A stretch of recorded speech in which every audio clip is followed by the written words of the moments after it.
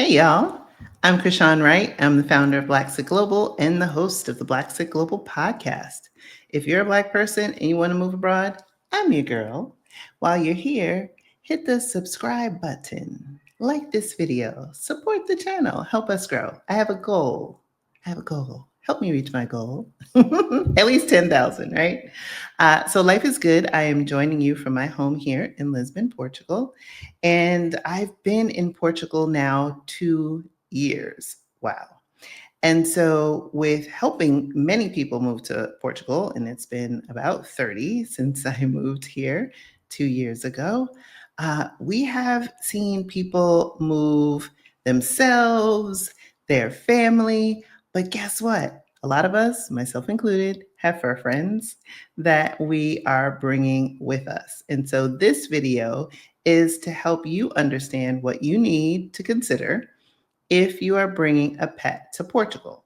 So rather than just me tell you about how I brought little Bailey girl here, I thought it would be interesting to hear from different Black Global Passport members to talk about how they brought their animals here because each of us went about it a different way. I'll talk about how I brought Bailey here on a commercial flight.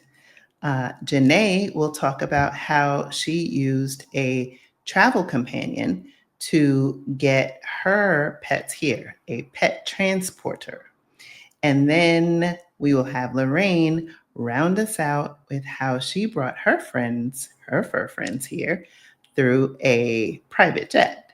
So you will get all of what you need to know in order to bring your pet to Portugal. So let's start with Bailey. So, in order to get Bailey Girl here to Portugal, I had to consider how to bring her.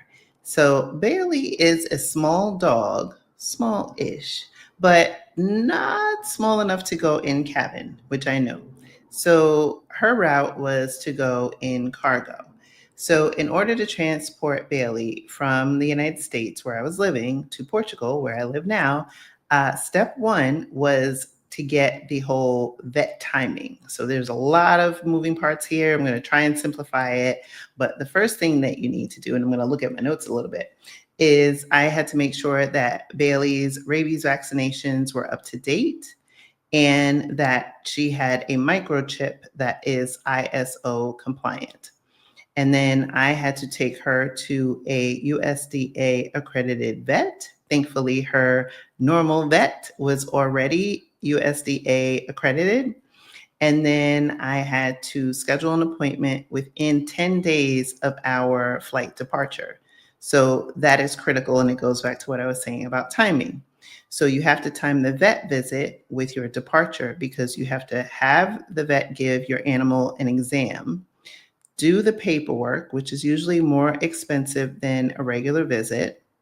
Then you have to mail that to the USDA. I recommend doing FedEx or a very fast carrier with tracking.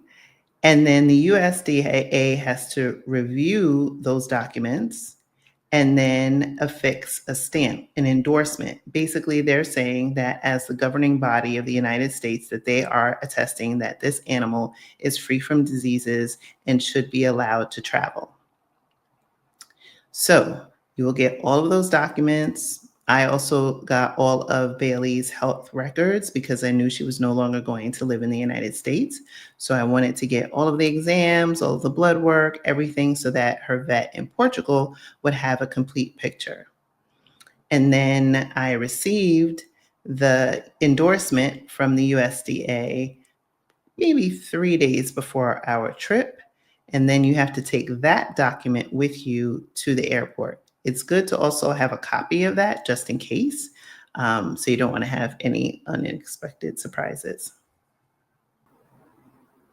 So the doctor has to fill out all the paperwork. You take that paperwork and you send it the fastest way possible with tracking to the USDA location that is on the form or the website. You need to have the tracking because this document has only a shelf life of 10 days and should only be done within 10 days of your intended travel with the animal. Okay? This is very important. If it exceeds 10 days, then the document is invalid. So timing is important. So you send it to the USDA with tracking. The USDA will receive that document, will review the doctor's findings, will make sure everything is filled out appropriately, and then endorse that document.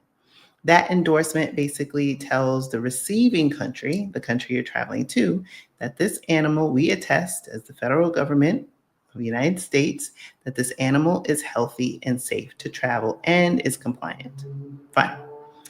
The USDA will send that document back to you. So I think I included like a return envelope with tracking so that all they had to do was affix it and then slip it back in another FedEx envelope and send it back to me. It was already prepaid.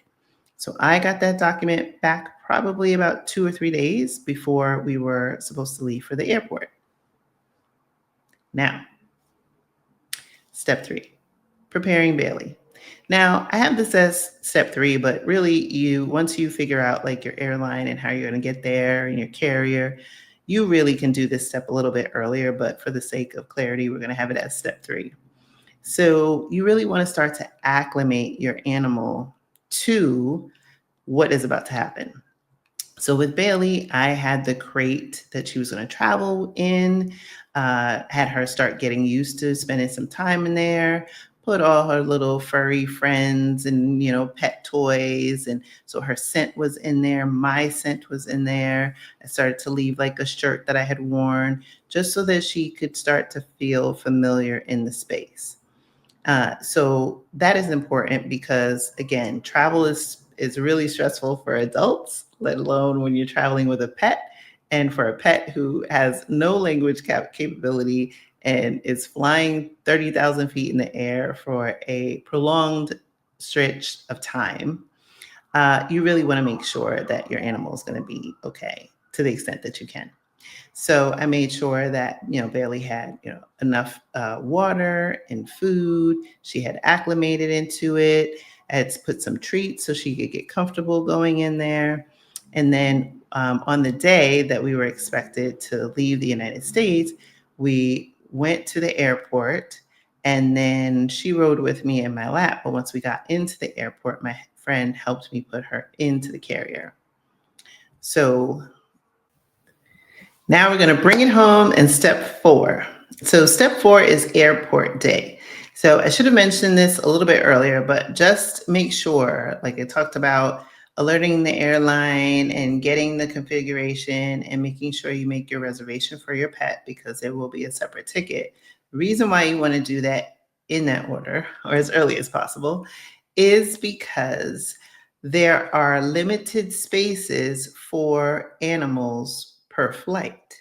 So I would recommend booking as early as possible to make sure that you and your pet can be on the same plane if that is your desire, but at the very least to make sure that your pet will have a spot. It will save you some stress. So we're going to bring it home on to step 4, airport day. So airport day is a stressful day. I'm not going to lie. I mean, it's exciting because, you live in America. But there are a lot of logistics. Like I upgraded my ticket to first class. So, I had this beautiful, luxurious ride on Tap Portugal. Bailey had already had her reservation, so that was easy. But logistically, getting her to the airport, making sure she got in her carrier. And then I showed the airport personnel her paperwork. They saw that the USD endorsement was there. Everything was in high order. And then, to my surprise, they called for a TSA agent to come down. And I'm like, what's this about? Right? Because the TSA agent had to take Bailey out of her crate, inspect her crate, take all of the, pet pads out, her toys, check them to make sure there weren't any like drugs or bombs, agents or anything like that. in there, make sure she was fine. So everything had to come out. I stayed for that whole process. They said, "Oh, just go to the first class lounge." I was like, "Boo boo, that's my baby. I'm not going nowhere. I'm not going nowhere."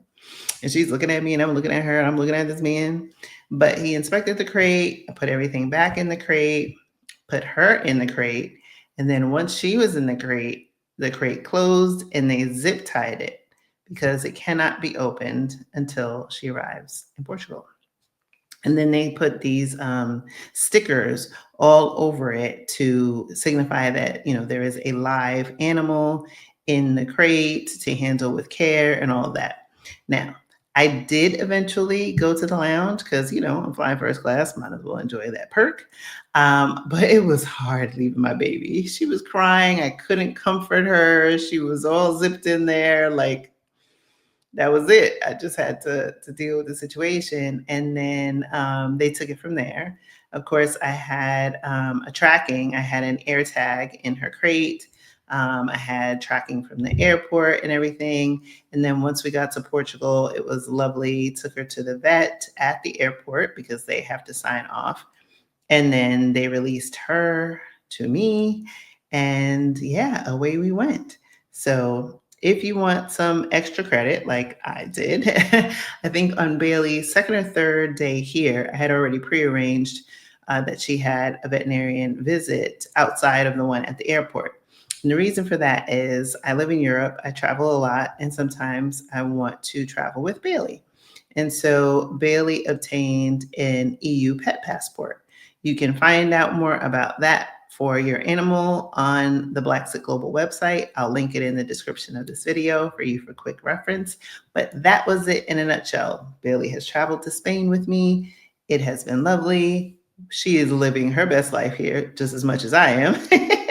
And so that is for those of you who are looking to do a commercial jet. There's the process. So next up, let's see. Okay. Hey.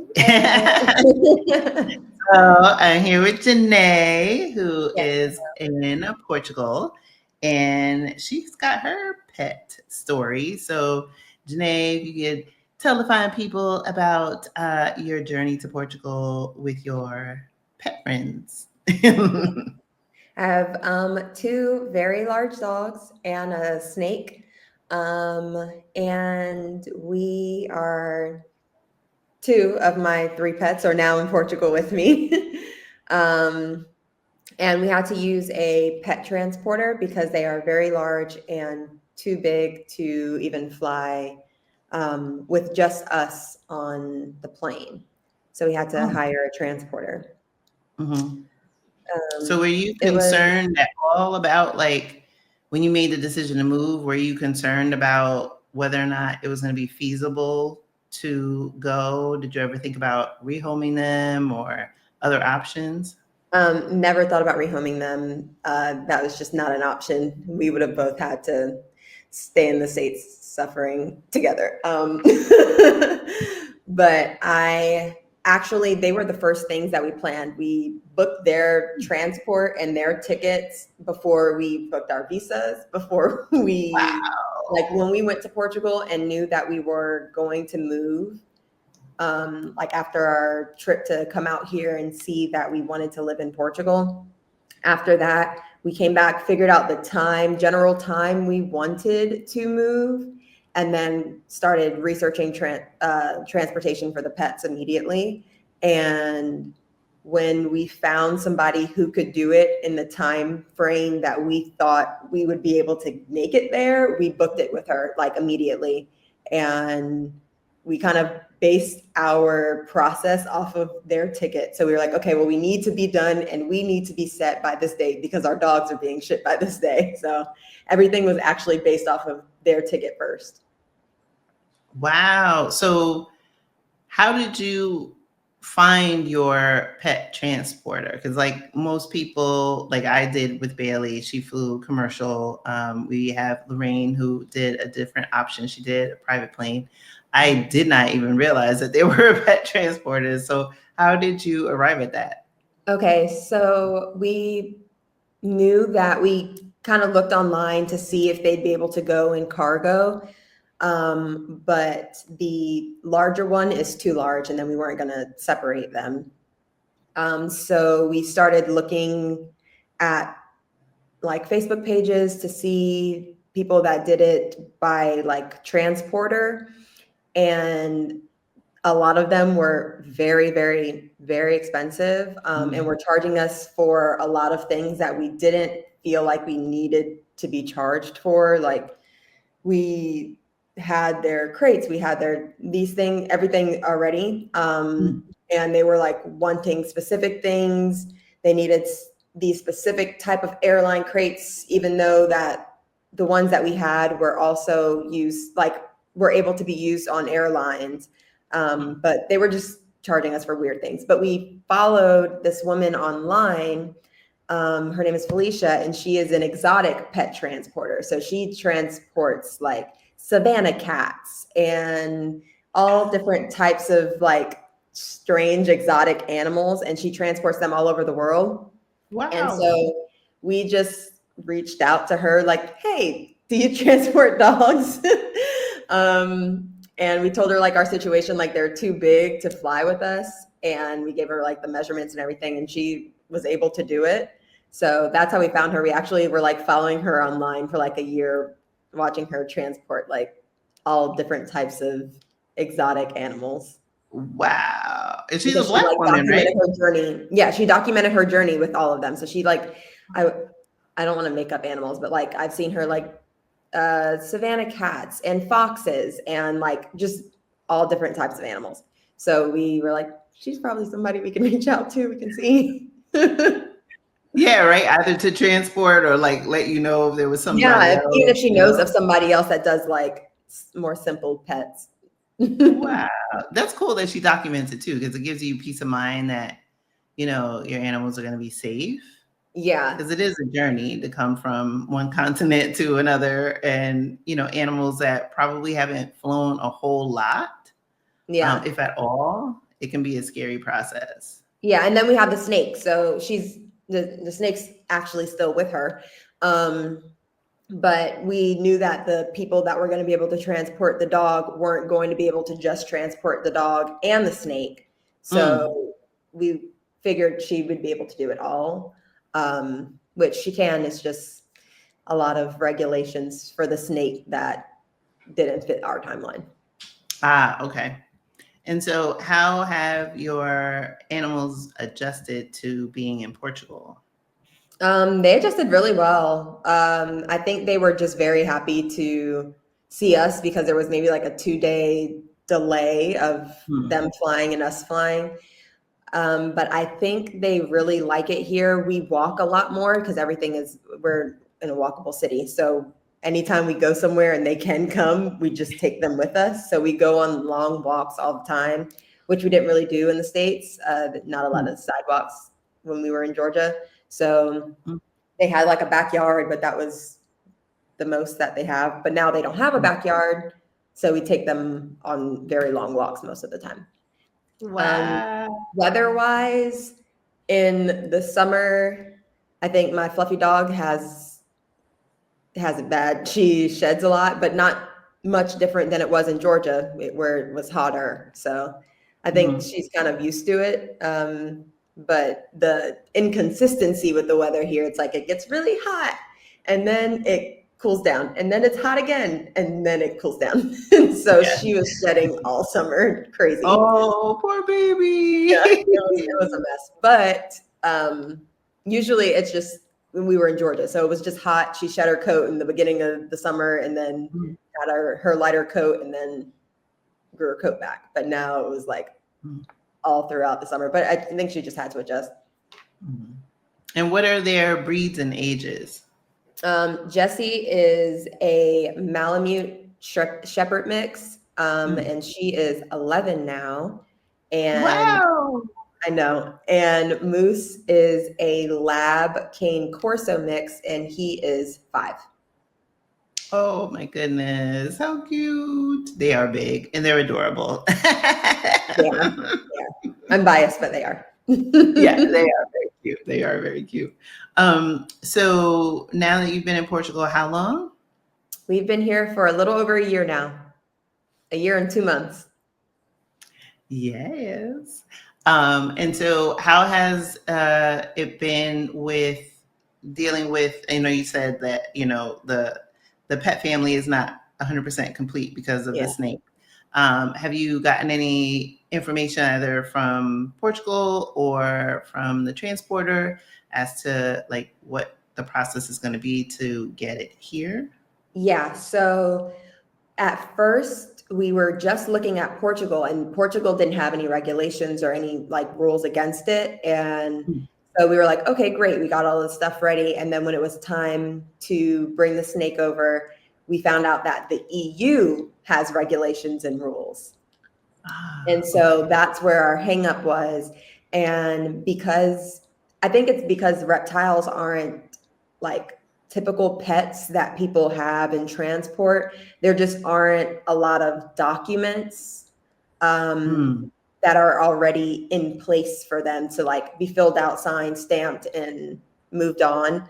Mhm. So it's a lot of, oh, okay, we have to talk to this person. And then we talk to that person and they say, oh, no, you have to talk to this person. And then that person says, you have to talk to the person we already talked to, who then leads us to somewhere else. So it's a lot of like people not knowing who actually handles that section of it. But the legality of him coming is he's legal here. He's like a Hmm. okay breed to be here. All of that's fine. It's just the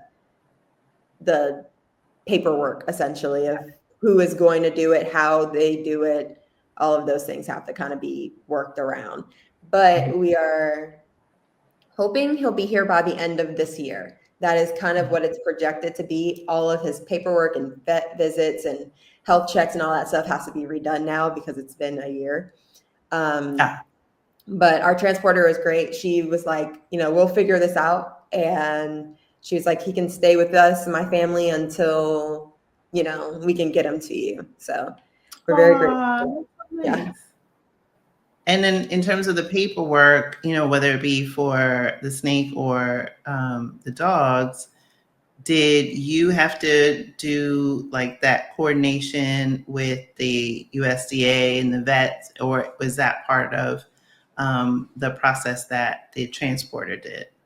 She did most of it. So Mm, anything she gave us the things that we needed to get done. So she like sent us mm, the forms that we needed to get filled out. We take them to the vet and then obviously the vet will then fill everything out and then we mhm. sent everything back to her. So all of the like permissions and stuff she sent out and handled all of that herself. We just handled the portion of getting it done, like taking them to the vet for the checks, getting them the shots and doing that. But she handled all of the paperwork. Wow. Okay. So if somebody's watching this and they are trying to think about how to transport their either exotic animal or a large animal or just regular old thing, do you feel confident enough to say that if you had the chance to do it again, that you would go the same route? Yes, 100%. I would go the exact same route. It's funny because it needed to be done by a transporter because of their size, but the way she transported them was on a regular plane. Um, Okay. but because of their size and I guess the paperwork and all of that, it needed to be like an official type of flight rather than just a flight that I could book. Got it. So I wouldn't have another choice, but I'm glad that I did have that choice and that she, kept me up to date and took pictures every stop and recorded like videos of them and like sent them to us. So I felt really secure with Mhm. going with her as our transporter. So I would do it again. I'd recommend her. I think she's great. Awesome. Well, thank you, JeNae. Yeah, of course. All right. So, Lorraine, we're going to be Uh, talking today about moving pets to Portugal and so many people are curious about moving their pets to Portugal. I thought this was going to be great because we have different perspectives of different routes that people have brought their fur friends abroad. And so I wanted to talk to Lorraine, who has been on the channel before in our very Yeah. popular Moving Abroad Over 50 panel. And now Lorraine is living abroad. So Lorraine, reintroduce yourself to the good people. So I'm Lorraine, and I'm tired of saying that I'm from the United States. I don't say America anymore, at least that's good. Um, so I am from the United States, originally from New York. I've been in Portugal since 2024, March. So I love it here. The bureaucracy, but everything else is wonderful here. And I have two fur babies that I brought with me, and it's quite a story. So go ahead with the questions. I love how you set the table. So let's start with that. So you have two fur friends. What are their names and breeds? So I have a dog who's about 11 years old. Her name is Bella. She was a rescue. She is, I found out the hard way, she is part Belgian Malinois, part Rottweiler, part German Shepherd, and part Chihuahua. Don't ask me how that happened. Okay. So, and the way I found out she was part Belgian Malinois, I was walking her one day and she saw a squirrel go by and she climbed halfway up the tree. And I thought, huh, that's not normal for a dog. So I had her DNA done and I found out that she was Belgian Malinois. They can actually climb walls. So, Oh, yeah. I mean, I had not even heard of that breed until Yeah. 30 seconds ago. So Police love to use them. They're better than German Shepherds. Then. wow. Okay. All right, Bella, So, you got that. And then the other species you have my is cat, I found him in the street when I was walking Bella one day. And so I've had him since he was about 4 weeks old. And he's about 2 now. And his name is Yumi because I thought he was a female because you couldn't tell what parts he had. And then when I took him to the vet and found out that he was male, I said he won't know the difference. So I just left his name.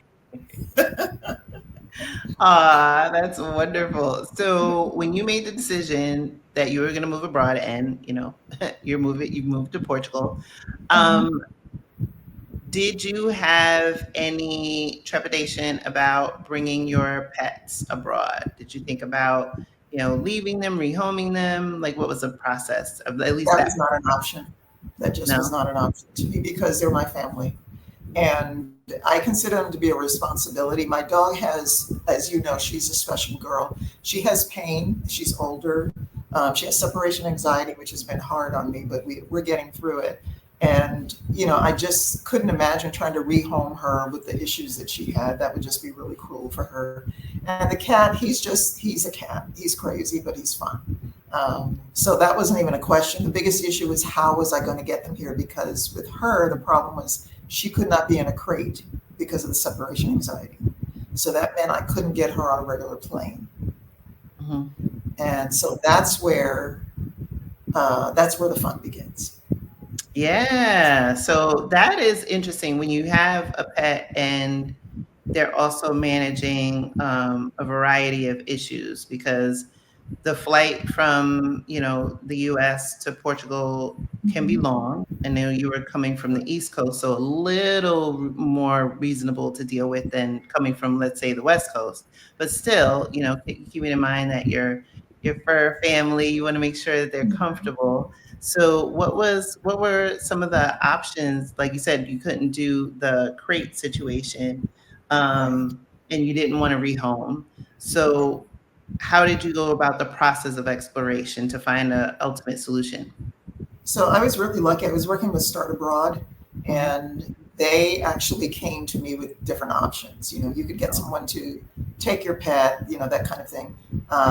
And they found canine jets, which I'm just going to tell people up front, it's ridiculously expensive, but they took care of everything. They walked me through the whole process because something you really need to consider is not just getting your animals ready, but getting the exams done within the right time frame, because if it's more like if their exam doesn't come back within 10 days of traveling, you can't get on a plane with them. So Yeah. it's just hard to get that kind of stuff figured out. And the one thing I will recommend to you is that if you're going to bring a pet, find a vet that has done this process before, because you may have a wonderful vet, but if they don't know what it's like to deal with the FDA or whatever, that can be a problem.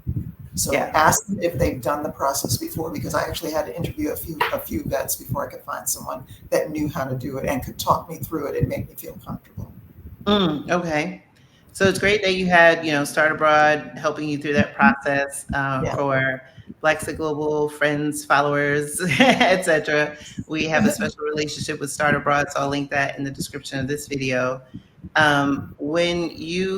So all of those things that you have to do, the exams, paperwork, like you said, is very time sensitive, and you're dealing with live animals, so that adds, another layer of urgency, because obviously nobody wants anything bad to happen to your pets. So Mhm. the company that you wound up using, was it relatively stress free in terms of the actual day of, like, were there things that you had to do in preparation for your animals to be Uh-huh. able to go through that process? So they were really good, but I'm going to say they should have been for the amount that they charged. It's a lot. Um, but the bottom line is they walked me through the process with the vet. And so they made sure that the vet knew what dates they had to have the papers, because I didn't have to go to a regular airport. I went to a Oh, private airport with this, which was really nice because we just showed up. There were nothing but private planes there. And we had, I believe it was I think it was like 12 animals and like 8 people on the flight. It was just animals and people. wow. None of them were in cages except the cats. Wow, so y'all had a flying Noah's Ark. Right, exactly, exactly. So Bella sat in my lap. The cat sat across the way from me. We sat right across from, what was it, an old English sheepdog. One couple had like 4 cats. Somebody had a Portuguese water dog. So we were all just sitting out with our animals. So, Oh my gosh. So that had to yeah. be interesting, first of all, with all those animals. But I would imagine as a pet parent, a bit relaxing in a sense, because Much. like you've got eyes on your animal. I Mhm. didn't have that luxury during my trip to Portugal because I opted to go the commercial plane route with Bailey. And while I enjoyed my time in first class, I was still like, like a little bit anxious, like, okay, is she gonna be alive at the end of this flight? Right, exactly. So it's great that you had, that sense of relief in seeing your animals. Yeah, and the nice thing was that because you were there with other people that felt the same way about their animals, it was funny when we were waiting in the waiting room and they served us all sorts of food, drinks, champagne, the whole bit. Wow. But people that knew, like my dog was reactive, some other people had dogs that were reactive. Because we were all pet owners, it was nice to be around people that understood that, and so you didn't have that kind of Mm. weirdness that you get with some people. It's like, what's wrong with your dog? What's wrong with your cat? That kind of thing. Yeah. So Yeah. that was really comfortable. But they took care of all of that. They had all the paperwork. I didn't even have to deal with any paperwork. Once we decided that it was booked and I had the vet stuff, it Mm. went directly to them. They handled all of that. When we got to the airport here, they had already set up the vets for us. So all we did was stand there in line with all of us together. We were in and out of there. And then they took us to our hotels, or if people were meeting them, then they did that. Oh, excellent. Yeah. So, was there any issue on the plane with, toileting or, feeding your animals or anything like that? What? Surprisingly, it was funny because you would think that with that many animals on the plane that they'd be carrying on. And at the very beginning, they barked a little bit when the plane went up. After that, everybody just went to sleep because we were coming from the East Coast, and because of that, we were leaving late at night, like 10 o'clock at night. Ah. So again, your animals are sleeping. So they slept, and it was funny. You could tell when we were going to start to land because all of a sudden everybody started barking at me out. It's like they knew it. But it was so short at that point. It wasn't that bad. Wow. So Wow. it was actually, and I was surprised because Bella does not even do well in a car. She didn't make a sound. Oh my gosh.